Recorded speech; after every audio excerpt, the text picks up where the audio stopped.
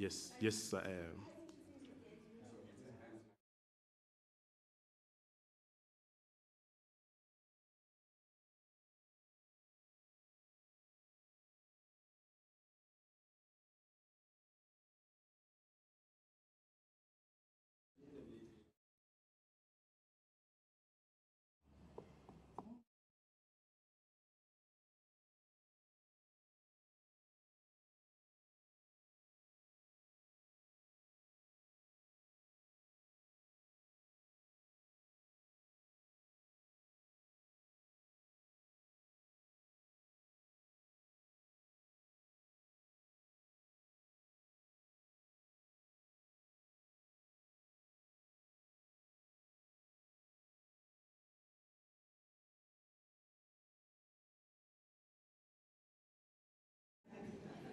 Or Gaja?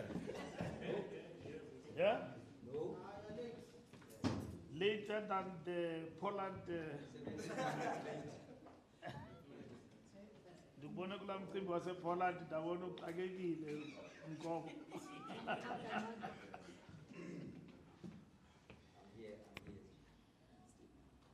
Good day, ladies and gentlemen. Welcome to this, the press briefing of the African National Congress, where the ANC Secretary General will reflect on the outcomes of the recently held National Working Committee, which will be covering a number of wide-ranging issues.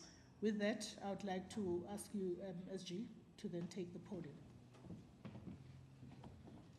Thank you very much.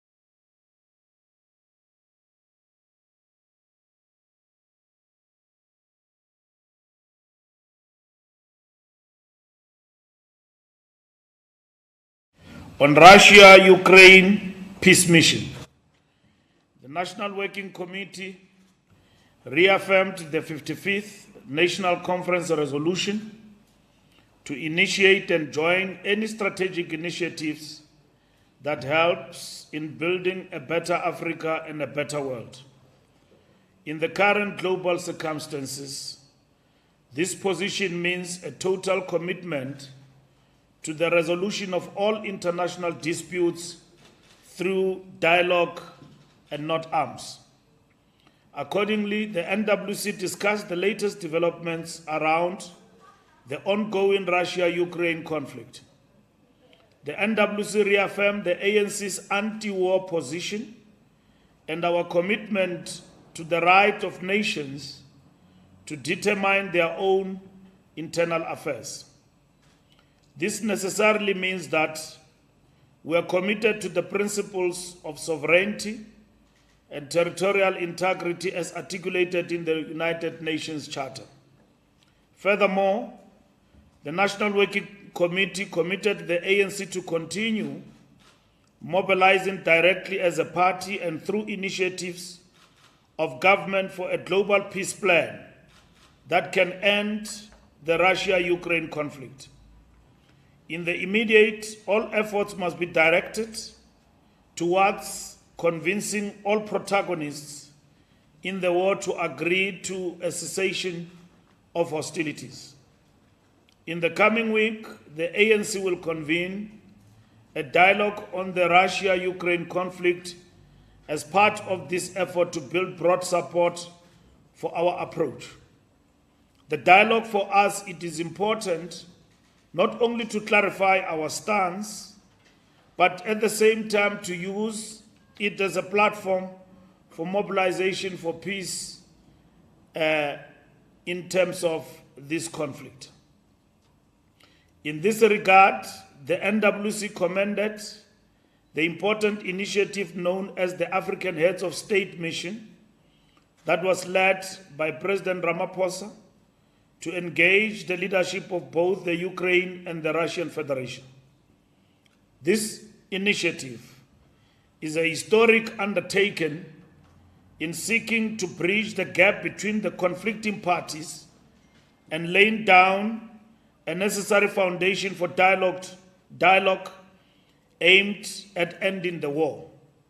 The ANC supports the African Heads of State Mission 10-point peace plan, which include, among other issues, the need for all parties to agree on both leaders listening to each other, a commitment to a negotiated end to the war, a de-escalation on both sides, respect of the sovereignty of nations as per the UN Charter and international law. This peace plan provides the most viable path towards sustainable peace. The ANC will continue to work with all progressive forces in the world for a rule-based approach to resolving international disputes and advancing the interests of all nations.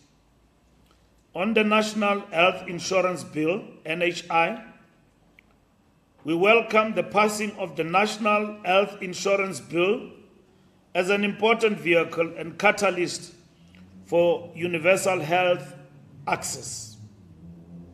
This major development paves way for all South Africans to free medical health care in a manner that is efficient, effective and sustainable, in line with our vision for a caring society. Parliament's passing of the bill will accelerate the overhauling of the medical system towards a dispensation that is inclusive and responsive to the needs of the poor. This will lead to improved health infrastructure. This development is in line with government constitutional imperative of health care as a basic human right and the ANC's vision of a better life for all. The bill will be tabled before the National Council of Provinces for further deliberations and consultations in order to expedite its enactment into law. The bill has been passed by the overwhelming majority of the ANC representatives, thus confirming our commitment to advance the interest of the people in congruence with our commitment to a better life for all and reflective of the mandate we got from the people.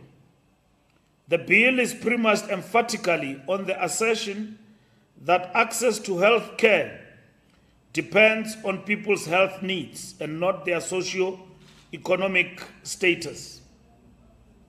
The NHI will ensure that all citizens access good, quality health care in every village, town, and city without the risk of financial exclusion or hardship, and facilitate the attainment of goals of National Development Plan Vision 2030.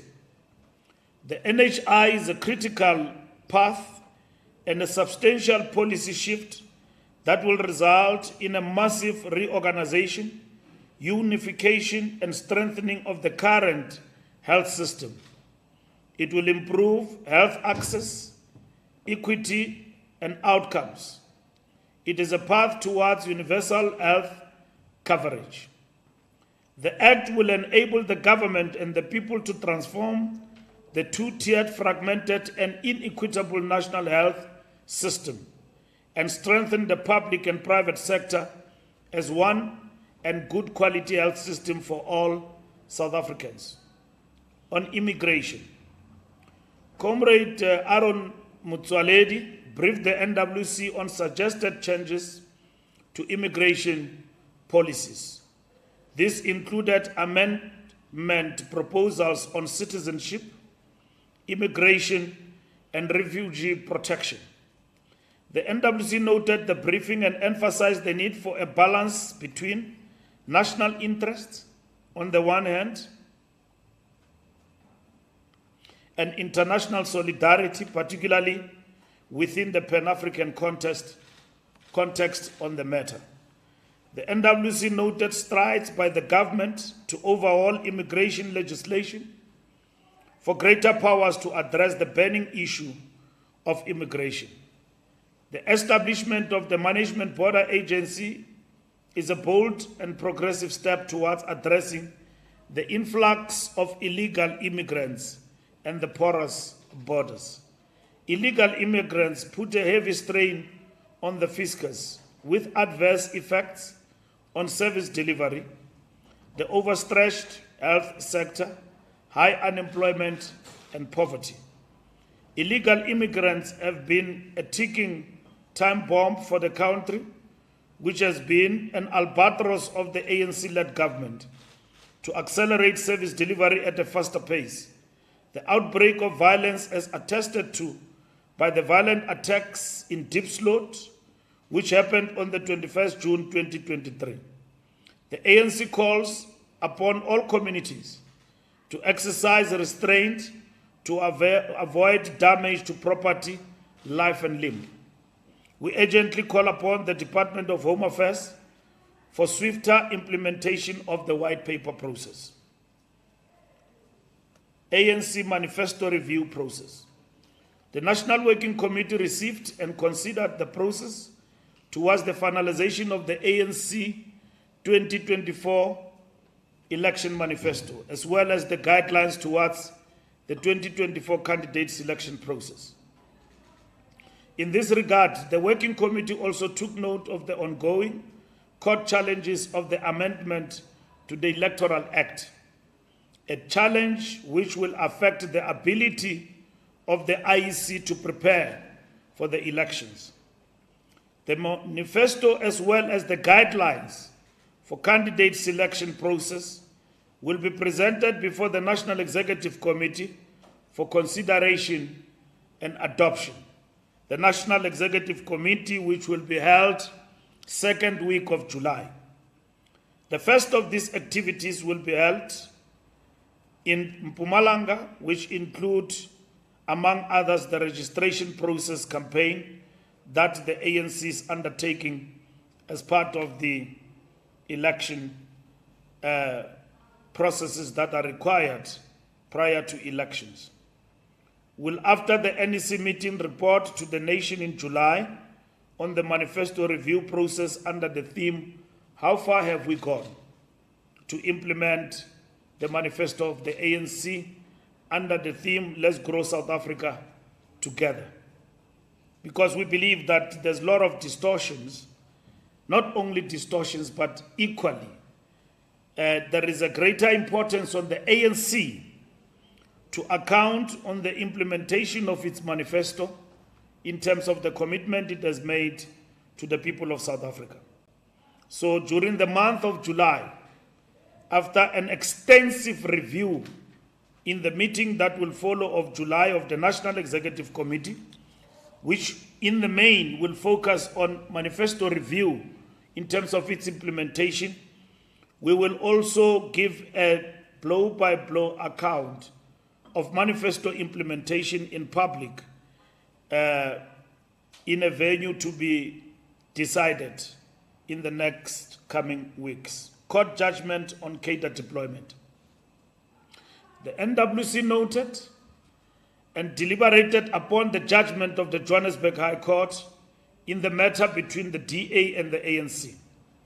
The judgment is in dismissal of the ANC's application for leave to appeal on an earlier judgment of 2nd February 2023, where the applicant successfully sought an order for access to information, directing the ANC to provide all the information and records sought by the applicant within 5 court days and an order to cost. Pursuant to the judgment of 2nd February 2023, the ANC lodged an application for leave to appeal, after which the court dismissed with cost on the 13th of June 2023 on the basis of absence of reasonable prospects of success. The implication of this judgment is that the ANC must, within 5 days comply with the judgment of the 2nd February 2023, and we have accordingly, as of yesterday, 21st June 2023, petitioned the Supreme Court of Appeal. Our view is that Judge Willem Wepener has erred in his application of law, and we are therefore confident that a higher court might come to a different conclusion on the matter. The ANC will use available legal avenues and recourse to the courts to preserve its information, which is the property of the ANC, to the exclusion of any other party. The ANC reiterates its respect of the outcomes of the courts and their independence, including due process of the law. Buoying on the public protector, the ANC remains the custodian of the rule of law, and only democratic platform that upholds our constitutional values are arbiters of any social, economic, and political differences. Respect for the rule of law is non-negotiable.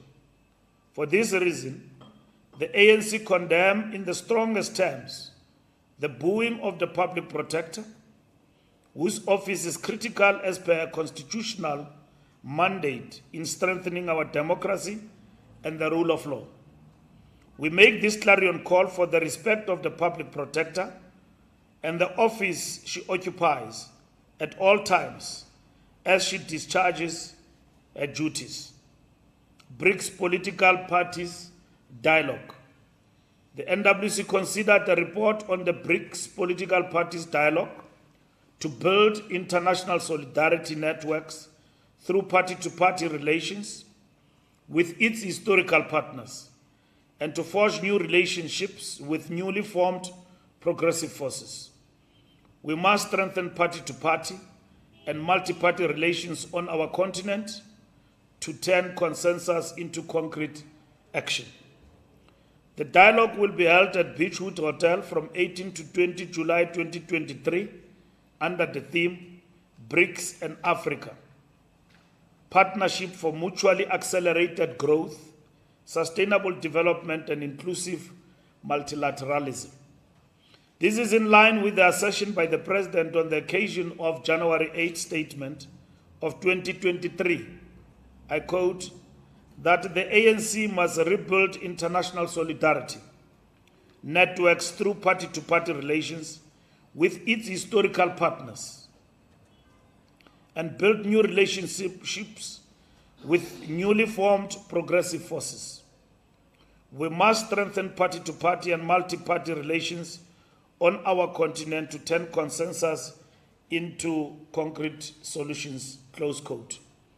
The 2023 BRICS political parties dialogue will deliberate on reforming and strengthening mechanisms for inclusive multilateralism, resolving conflicts through dialogue and negotiations, ways and means to strengthen big BRICS, including the new development bank and alternate international payment systems, and contribute to the establishment of criteria for BRICS expansion and just development relationships with Africa, address the challenges of climate change and promote environmental protection. Political parties will also be called on to play catalytic roles in accelerating growth and sustainable development through global partnerships and ensuring global peace and security, a prerequisite for achieving the Sustainable Development Goals. The BRICS Summit is a cardinal pillar of the 2023 January statement on creating a better Africa and a better world. This forum will bring together party leaders and representatives of political parties across the world. It is envisaged that the BRICS political parties plus dialogue will result in focused discussions and practical strategies and tactics developed for implementation. On economic challenges, the Working Committee noted the continued high inflation and increased interest rates across the globe, The NWC reiterated the importance of accelerating national transformation in the context of growing the economy and creating conditions enabling youth employment. The NWC further emphasized that all ANC structures must be seized with optimal implementation of service delivery programs, working in conjunction with municipalities and the private sector. The Working Committee noted the reprieve on load shedding the previous week and expressed confidence that it is possible to reverse the onset of load shedding by increasing the energy availability factor of Eskom in the immediate as we seek to implement long-term sustainable plans on baseload electricity supply and thereby ensure national energy security. As recently reported by Statistics South Africa, I quote, annual consumer inflation slowed to 6.8% in April from 7.1% in March. This is the lowest reading since May 2022, when the rate was 6.5%, close quote. And also that, I quote, annual inflation for food and non-alcoholic beverages is to 13.9% in April from 14.0% in March, close quote. We also noted that on matters impacting the population at large, particularly the working class, was that, I quote, transport recorded its successive month of disinflation in April, softening to 7.6%. This was mainly due to the annual rate for fuel easing to 5.0%, the lowest reading since March 2021 of 2.4%. Close quote. We believe that the economy is showing some improvement and do hope that as government and the private sector play their respective roles, the economic situation has the potential to improve further going into the future. Organizational matters, upcoming ANC Youth League, National Congress, ANC Women's League, and ANC Veterans League national conferences. The Working Committee noted the upcoming National Congress of the Youth League, the Women's League, and the Veterans League. These conferences are important catalysts towards addressing inequality, job creation, women and youth empowerment. The debilitating scourge of gender-based violence, femicide, and persecution of LGBTQI+ community, and other programs of these important and vulnerable sectors of the society. They will very importantly strengthen the organizational machineries and programs of the respective leagues. The NWC noted the advanced preparatory processes towards the ANC Women's League, Youth League, and Veterans League conferences, and that the Women's League National Conference has been scheduled 14 to 16 July 2023 at Nasrec Expo. The Youth League National Congress, scheduled from 13 June to 4th July 2023 under the theme Program of Action for Economic Freedom and Social Change, now and not later. The Veterans League National Conference is scheduled for July 2023.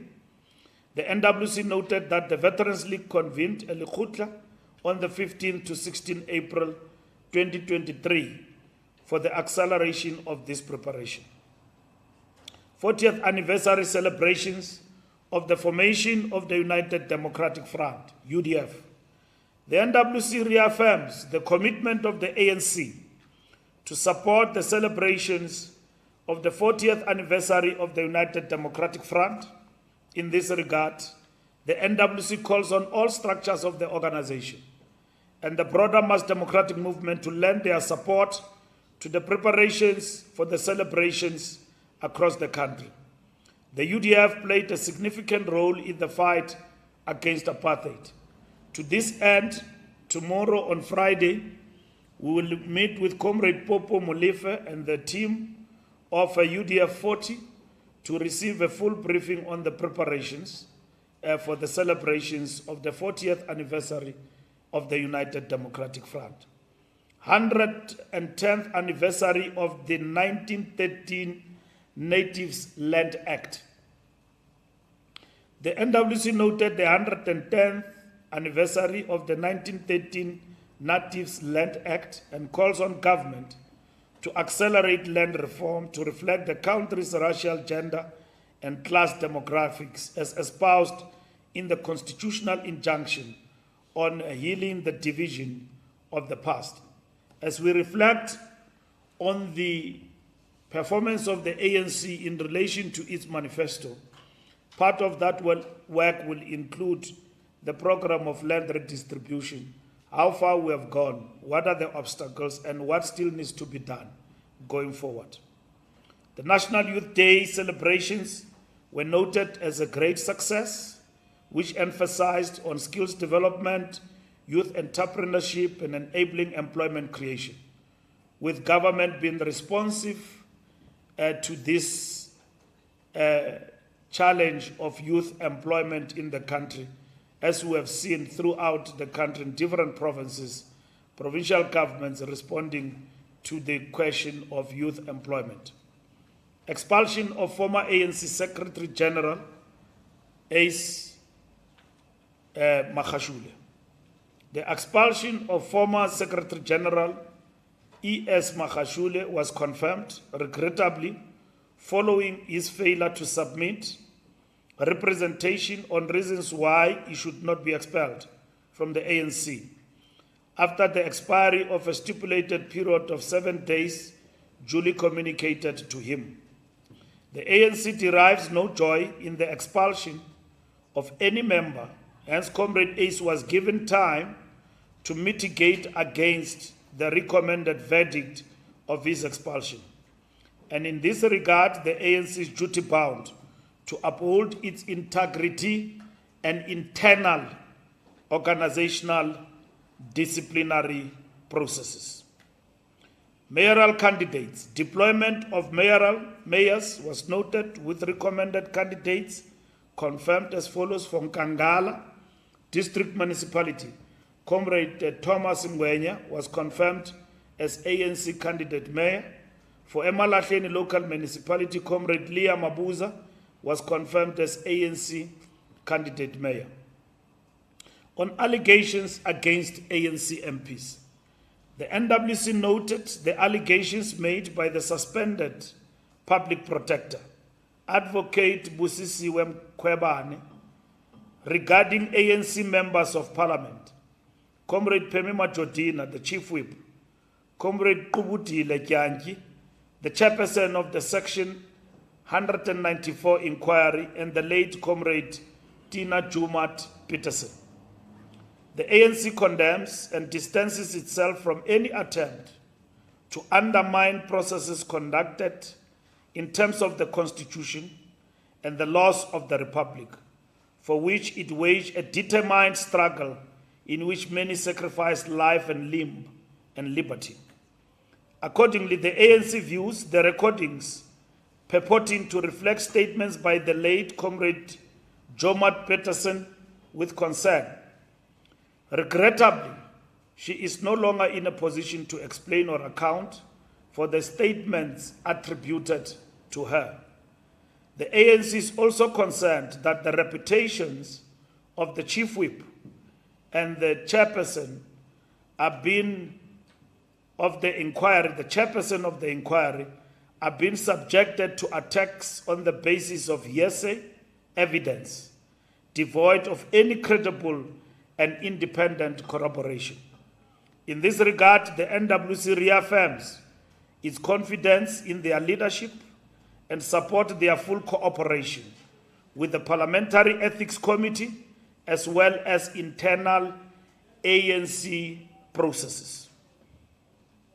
Condolences. The NWC dipped its revolutionary banner in honor of the memory of Comrade Tina Jomat Peterson, Comrade Amos and Betty Gumede, Comrade Sillo Mudibedi, and Comrade Zoliswa Funiselo.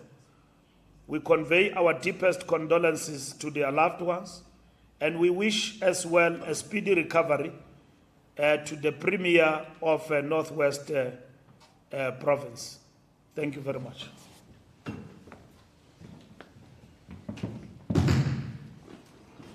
Thank you very much, SG. At this point in time, I'd like to then invite any questions from yourselves, colleagues.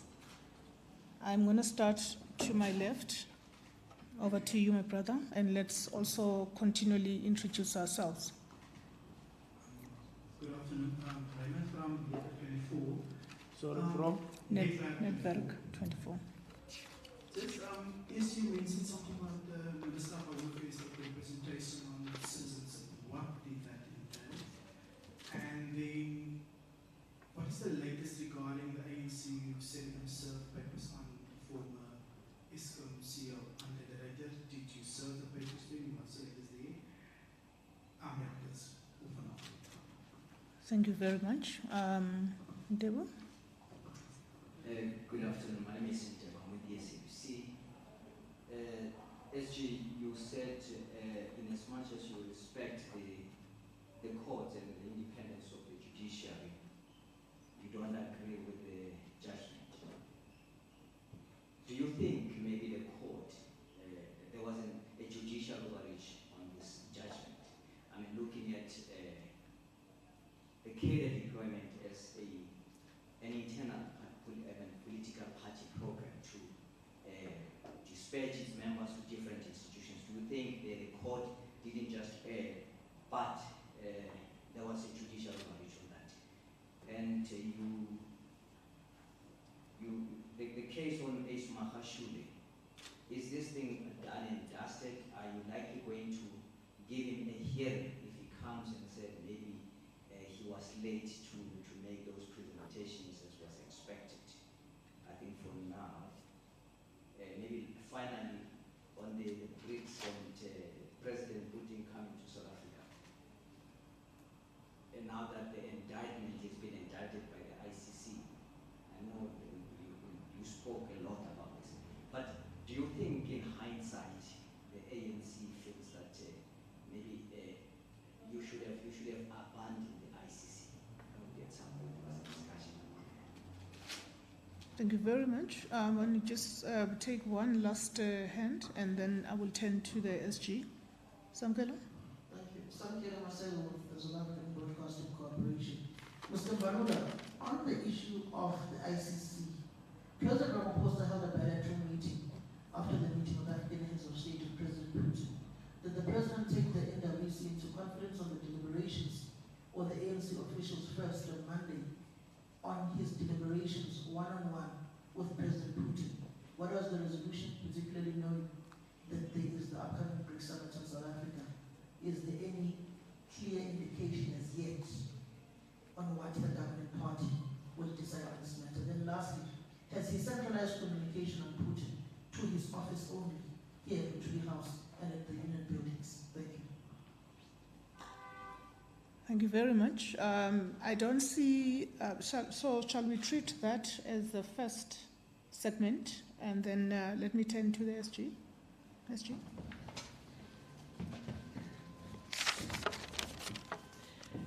I didn't get all the questions of News 24.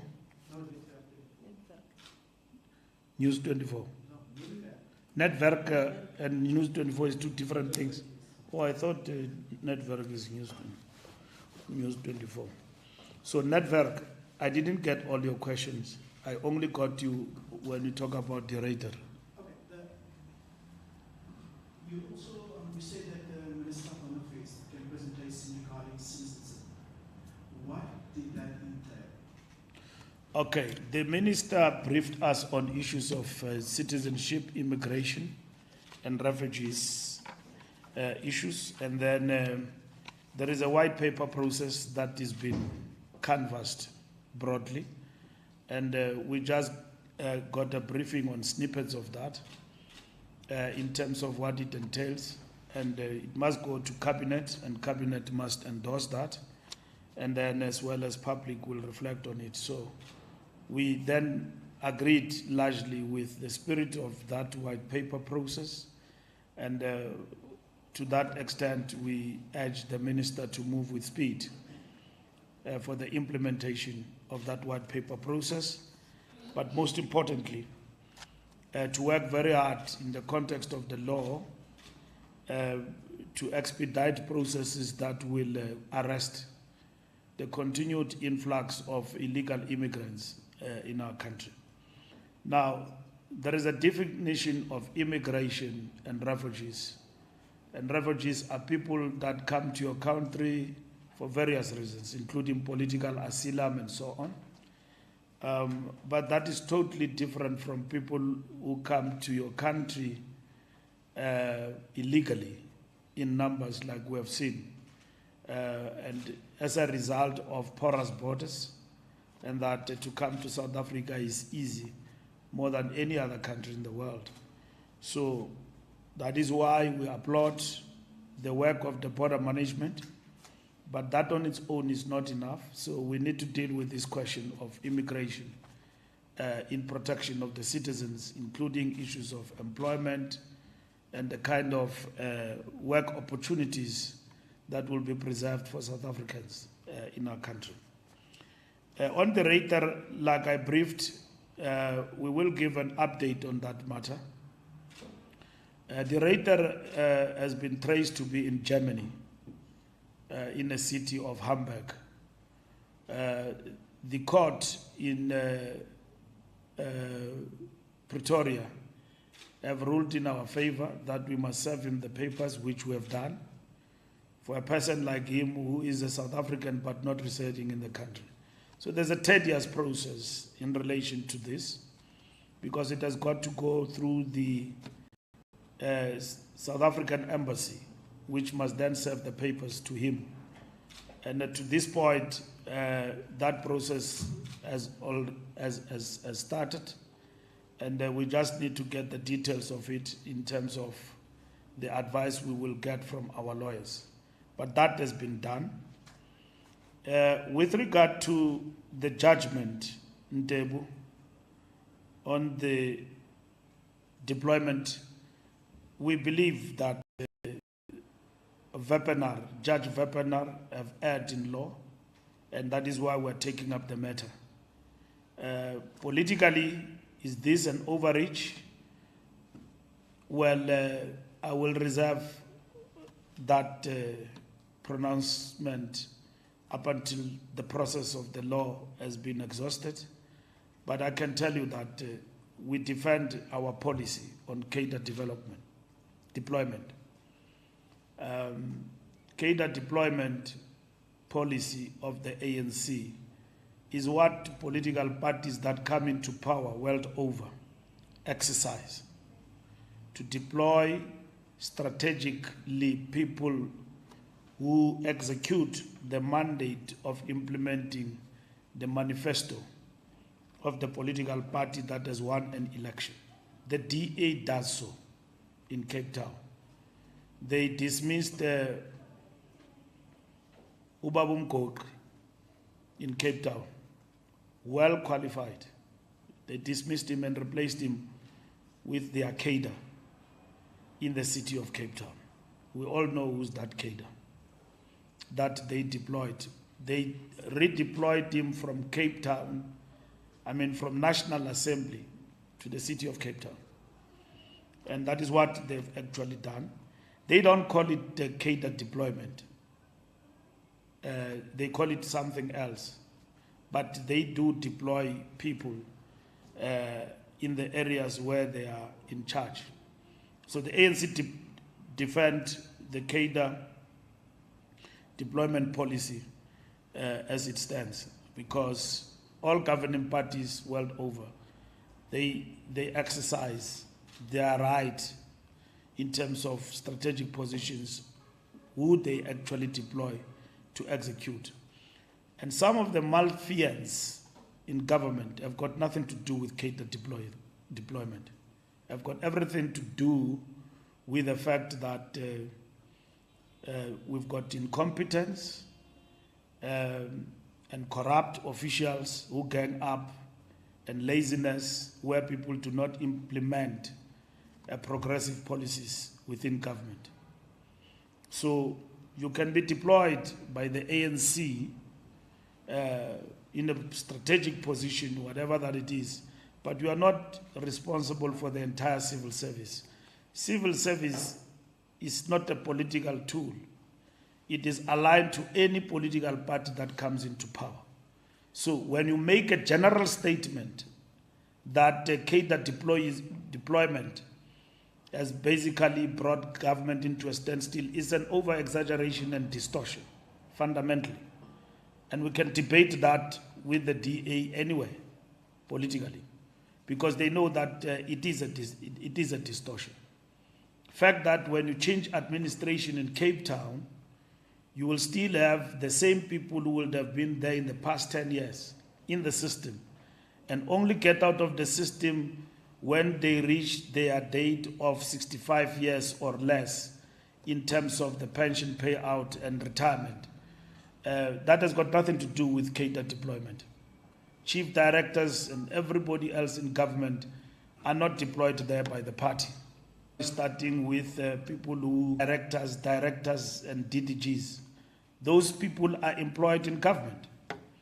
And that is what we must exploit, driving a particular agenda and all of that. But at the end of the day, below that person, it is civil servants who belong either to the DA in terms of their political affiliation, ANC, or any other political party for that matter.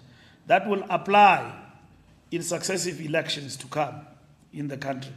So this distortion that cadre policy in itself is what is killing development, social transformation in the country, is exaggeration and distortion. And that is why we believe that the honorable judge has erred, and we have now petitioned the Supreme Court in relation to this matter. The question of respecting the outcome of the court is consistent with our respect of the rule of law and the independence of the judiciary. Whether the judgment is against us or for us, it is permissible within the law that it can be challenged. But it doesn't mean we must denigrate the judiciary by attacking judges. We must challenge them in law about the inadequacy or of their judgments and so on. We must challenge them, and this is what we are following as the ANC. With regard to Ace Magashule, is it done and dusted? Well, the ball is in his court. He was charged on 2 accounts, of which he was found guilty. And he was given an opportunity to appear before the DC. He did not appear before the DC. He was given 7 days after the decision was taken. He did not take up that opportunity to respond within 7 days to expulsion. So we don't know what he's planning, to form a party or to leave or to still appeal to the National Executive Committee or anything of that sort. We don't know. All what we know and what we have read and what we have seen is that he said the revolution continues and that he will respond at an appropriate time. So we don't know what is that response. And all what we have seen is the mobilization on the ground, which has failed successive attempts to mobilize on the ground, banning of ANC property and T-shirts in his name, which he has not condemned. All what we have seen is him going to ANC former leaders and presenting himself as a person who's in a dilemma, when the options for him were there in terms of the party processes. So you can only be a person who's facing a dilemma and a conundrum politically if ever you have exhausted all the processes, and that these people did not give me a choice but to leave. So all what we have equally seen is the WhatsApp messages of mobilization in his name, that he's been mobilizing, hard at work, mobilizing in the areas of the Free State, in Metsimahulu and the Kwakwa areas, Maludi Apufung, mobilizing our structures and councillors to join his movement. Where that movement is going, we don't know. That's what we see and happening on the ground, and the pronouncements that other political parties are actually talking to him. We will respond adequately to ACE whenever he decides to speak about the ANC or anything. For now, we pause and we defend the integrity of our processes and the disciplinary processes of the ANC, which anyone can subject those disciplinary processes to review if they think they are treated unfairly. There is an appeal in the ANC. There is the National Executive Committee. If you think you are treated unfairly by the NDC, you appeal to the National Disciplinary Committee of Appeal. That Mkijima's committee, Ubabu Mkijima, the chair of the ANC Disciplinary Committee, we believe that it has erred in terms of the following, and I therefore petition the appeal, which is chaired by Johnny Tilange. If Johnny Tilange overturns you, you can come to us, the National Executive Committee, and plead that you have been treated unfairly and therefore you don't deserve to be expelled from the ANC. So all those processes are at his disposal. So that's why I'm saying the ball is on his court. And all what we're seeing in the public discourse is this thing that plays itself out in the form of this attack on the ANC assets and property by people who call themselves Mahashule's supporters, who attack the ANC in the manner in which they do.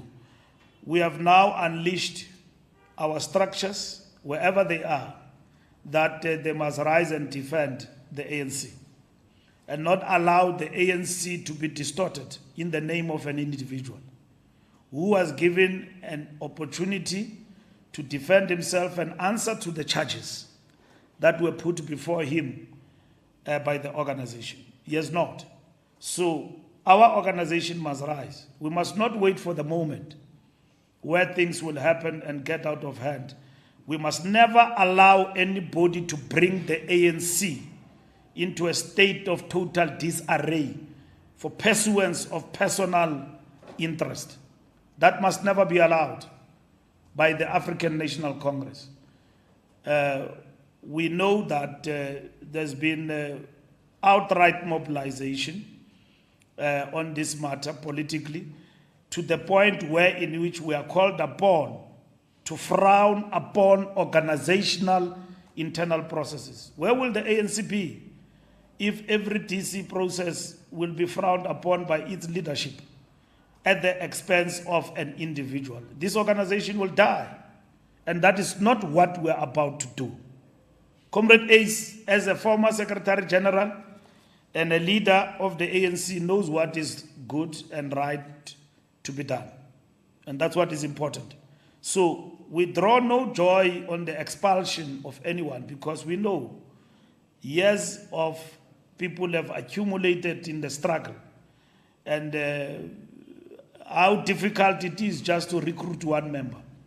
So we draw no joy and celebrate the expulsion of anyone. So Ace Mahashule, the ball is in his court. The NWC have received the report and endorsed the processes as constitutionally proper. We'll go to the National Executive Committee and report. If the NEC have got a view on the matter, when we report and give the report from the NWC, it will be the NEC's view on the matter. But we have followed all the processes that are required of us to undertake as an organization when the National Disciplinary Committee have decided on a member in terms of the outcome of this matter. With regard to BRICS, Ntebu, and President Putin coming to South Africa, do we think we should have abandoned the ICC? Look where we come from with this. In 2017, we had a resolution which we took that we must get out of the ICC. In the last conference, that resolution was rescinded. The National Executive Committee have implemented, not for purposes of President Putin, to say that how do we deal with the conundrum of members, head of state, who are faced with this challenge of warrant of arrest and so on, and having to come to our country for one reason or the other. How do we deal with that? Now, not South Africa, the United Kingdom have implemented the amendment on the Rome Statutes for their country to provide immunity for heads of state who might be faced with challenges of this nature to can come to the United Kingdom. We are doing the same here.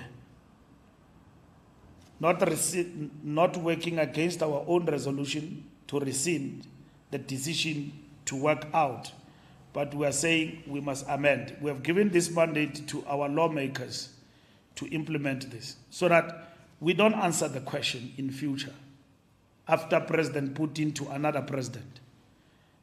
What do we do?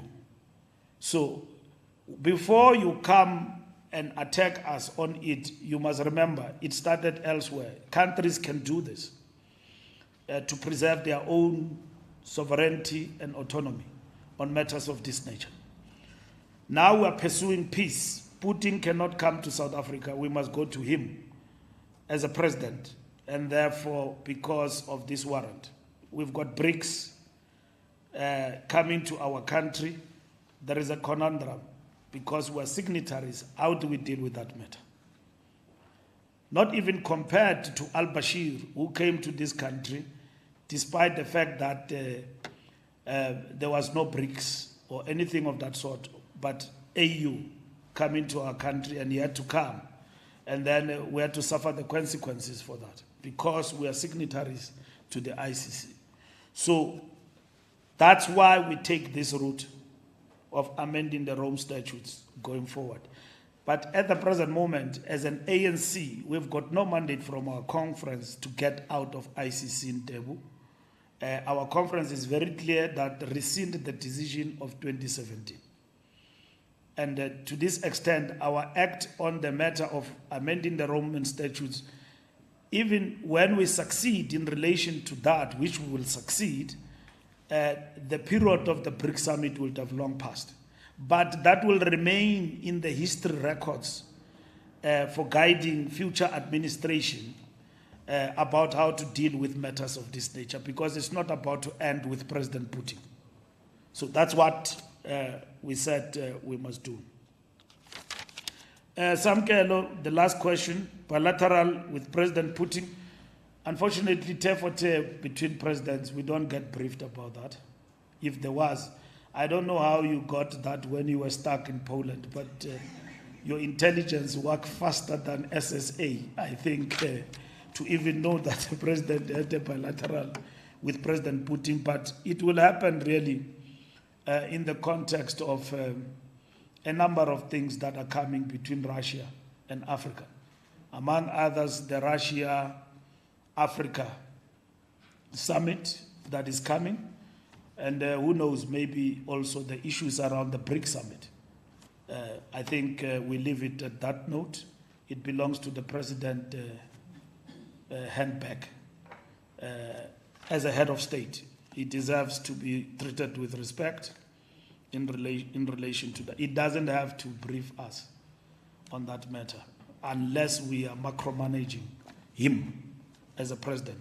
He briefed us about this mission, an African head of states, in detail. He was well received. They were well received, both in Kiev and as well as in in St. Petersburg. And he expressed his regret about what happened with the plane. What is interesting about that stuck up in Poland is that the president had a courtesy call to the president of Poland, and then thereafter he left, knowing very well that everything will fall into place. So I think that is a matter that became unfortunate. So the question of whether when they got into the meeting they got cakes, they got coffee, who interrupted who, that's not important. The important issue for the mission was, did we achieve the objective? They did. The 10-point plan was placed before those two men, respectively. And then they will now come back and reflect on it and then determine as to what needs to happen going forward. And we salute this mission and the determination of our heads of state and Africa working together on this mission.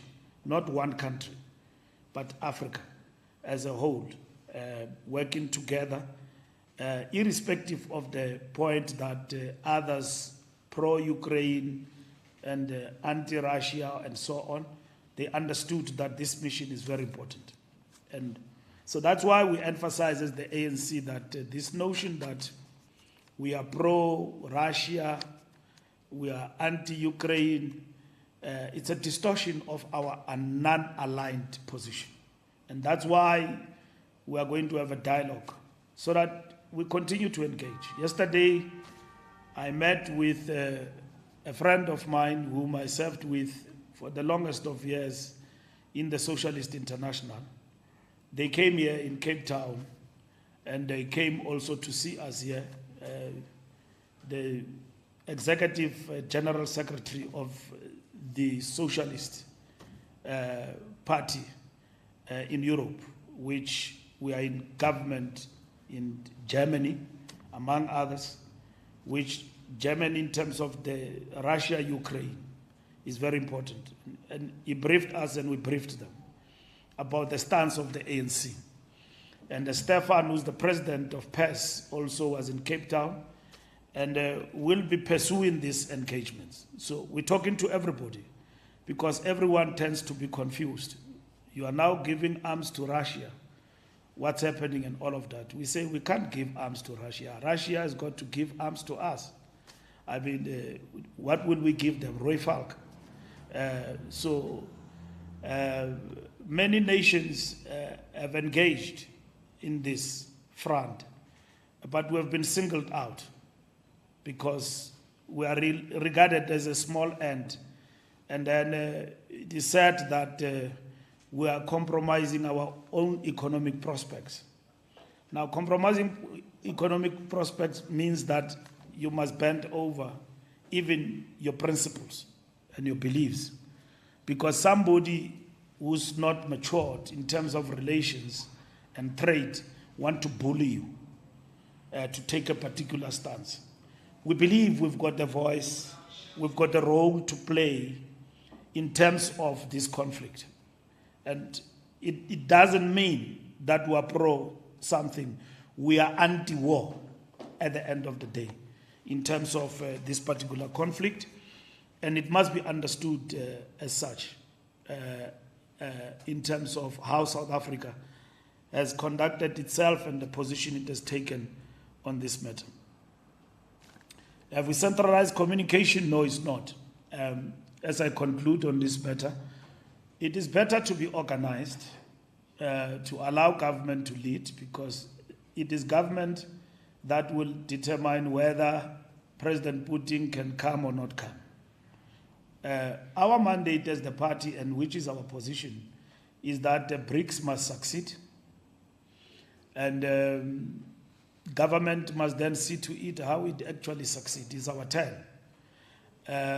Obviously, in implementing that decision, they've got this part, which they themselves, based on empirical evidence before them, they will then make a determination about what needs to happen. So we leave it to government, and the president and the minister and cabinet are leading in that regard. And we've got full confidence that at some point they will take the nation into confidence on the matter, how they are handling it. But nonetheless, we're looking forward to BRICS. We ourselves are convening the BRICS political dialogue. You are all invited. We've got all political parties within BRICS and the African continent will be participating in this dialogue, and I've outlined what are the issues that we'll be grappling with in terms of strengthening party-to-party relations within BRICS and beyond. Thank you.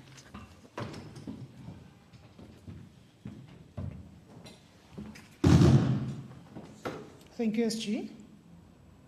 I do wish to end things on that note.